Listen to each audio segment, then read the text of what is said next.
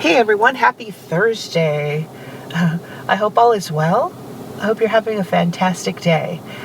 I am. I'm having a fantastic day, dude. I'm out in nature, even in this very moment. And so, what can I tell you? I feel completely myself in this space. I feel completely at one with nature. And I understand it's not everybody's thing necessarily, but I find so much joy in it. I find so much peace in it. It's maybe because it's a space where I can breathe easy. I'm not around people.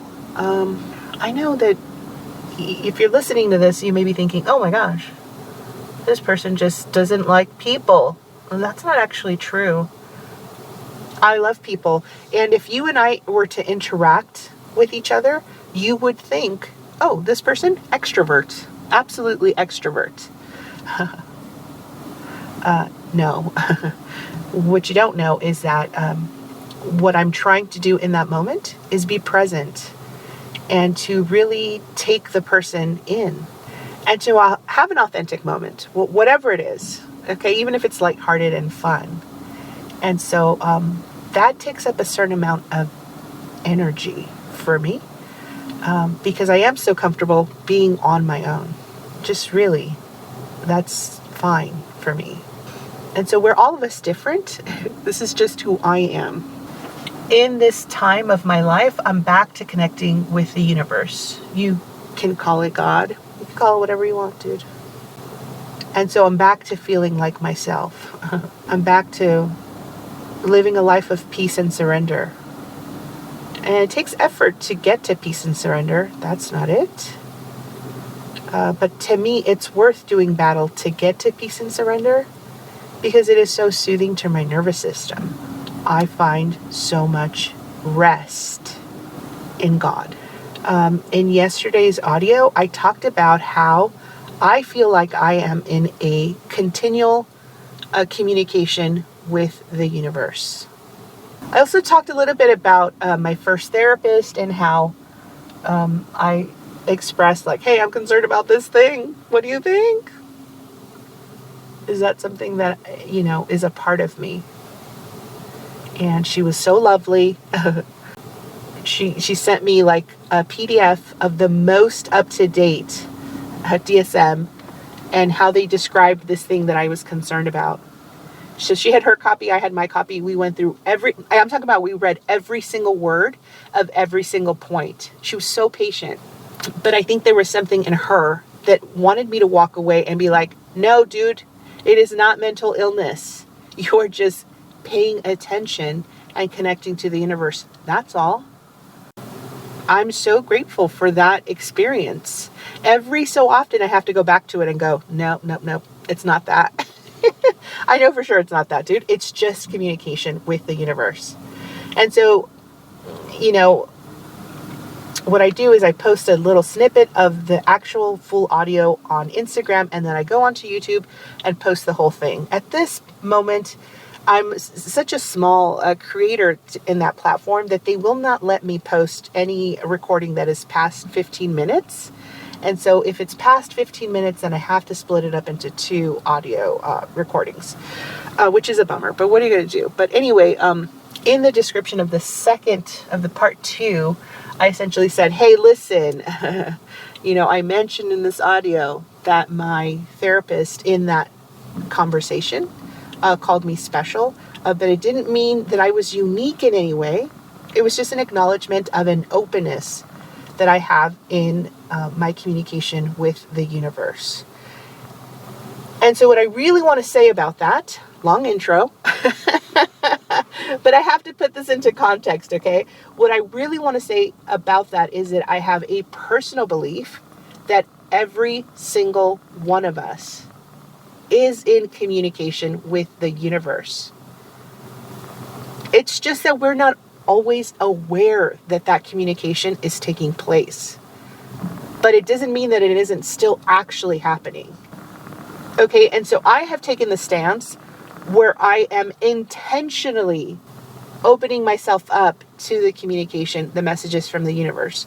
Even still, I know that there are so many messages that are sent my way. I can only capture a microscopic percentage of them, dude, because I'm just a person. I'm not them, not in that way. And so really what I'd like to encourage you to consider today is that you may be in communication with the universe, that the universe may be sending you messages just the way that they're sending me messages. There is no difference between you and I in that sense, dude. There are so many differences between us, between all of us, okay? It is what it is. That's fine. But what I'm saying is that I am no different in terms of, am I being considered by the universe? Am I being observed, right? Are my steps being ordered? Yeah, just like everybody else's steps are being ordered. In that sense, I'm not special. I do not see myself that way. I do see myself as present, dude. I do not live my life in the past. I do have to address the past, that's true. But my goal is not to sit and forever mourn the things that have come in my past. Now, I'm not afraid of my past. Even if the wounding is showing up today, I'm not afraid of that wound. I'm not ashamed of it either, because I'm not tied up to it. For example, recently I've been talking about the rejection wound. I do not feel tied up to this concept of rejection wound. It is not a part of my identity. It's a temporal moment that's happening in my life. And so I need to deal and address it, let it heal, and then I move on to the next thing. So I do not think that in 10 years from now, this rejection wound will be in the place that it is right now. And very likely it will be scarred over. Okay, there may be whispers that come through every once in a while to make sure that I am putting value in myself and that I'm not looking for somebody else to put value onto me. Okay, I think of it like tune-ups. That's really the way I see it, is like, okay, this is done. Everything is running healthily in terms of this concept, but we need a tune-up. We need to make sure that we don't go down those dark pathways that we have in the past.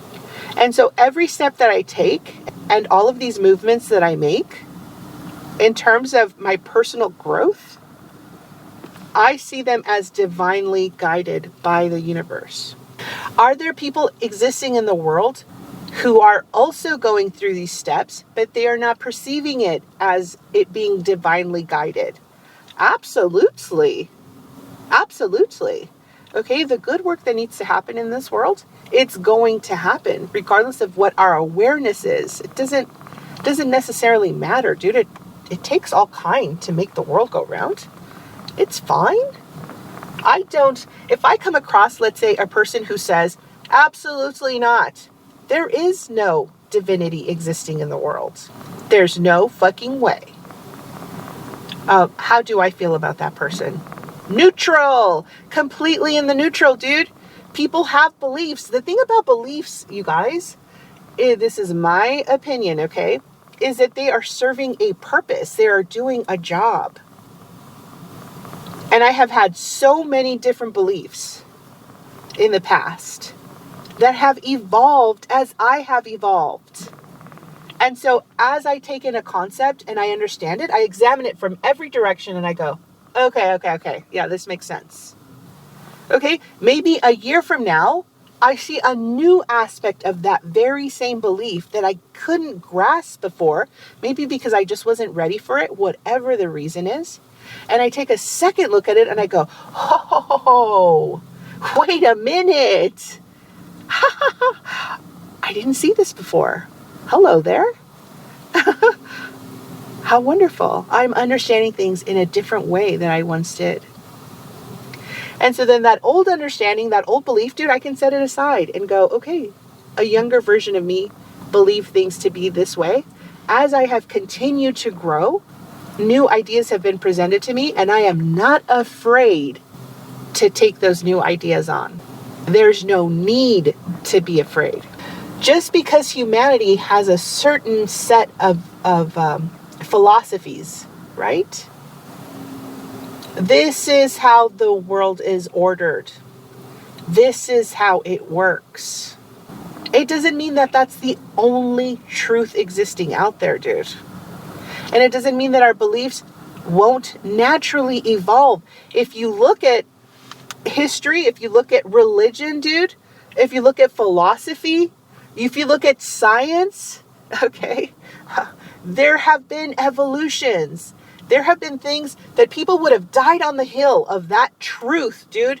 In their mind, it was a capital T, capital R, all the way down the line, truth. That we look at now and we go, okay, we understand how that truth, lowercase t, was useful at that time because evolutionarily speaking, that is the place that they were able to understand that concept.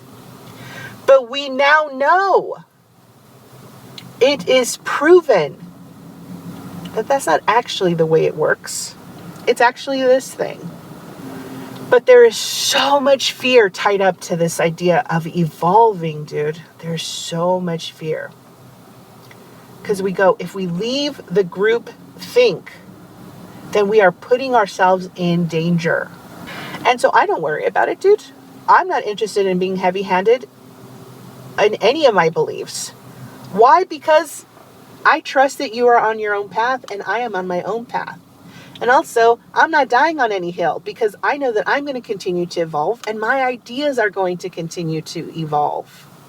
Do you see what I'm saying? I'm not married to any one of these ideas. In this moment, I am acting according to my current set of beliefs. And I'm curious how those things will change and evolve as my life goes on. That's if my life goes on, dude. I'm not in charge of any of that. But I'm having so much fun figuring this journey out. And so anyway, I just wanted to clarify that, and I hope it is useful. Okay? Until next time, guys. See y'all.